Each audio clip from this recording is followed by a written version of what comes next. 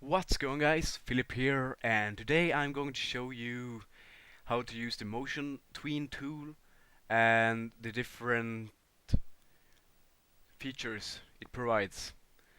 So as you see here, I have drawn a image, and what you'll want to do is simply to mark the layer or object you want to be motion tween. Go to modify, convert to symbol, shortcut F8, press OK. Then go over to insert motion tween,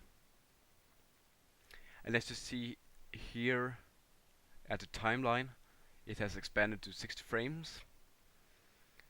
So what you'll want to do is to go to the frame, any decided frame, press F6 or insert a new keyframe, and move your object to where you want it to be at that specific time.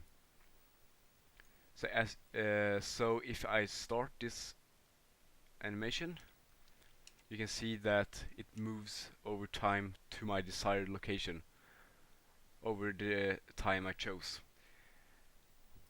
So there are also two other pretty good features about this.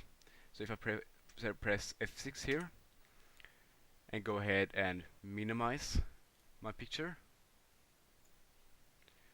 you can see that the object minimizes over my desired time. So I can also go ahead and enlarge my object like this, and as you see, it shrinks and then enlarges. And another thing you can do is to rotate your image like this, for instance. And as you see, it moves, shrinks, enlarges, and then rotates. And then if you want to, you can just move wherever you want, rotate and shrink. So let's just try this out. Yeah, that was pretty much it. Go ahead and mess around with this feature a bit. It's pretty useful actually when creating animations and such.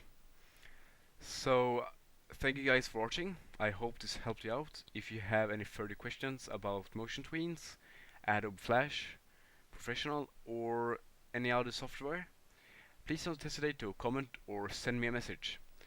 Until next time, hasta luego.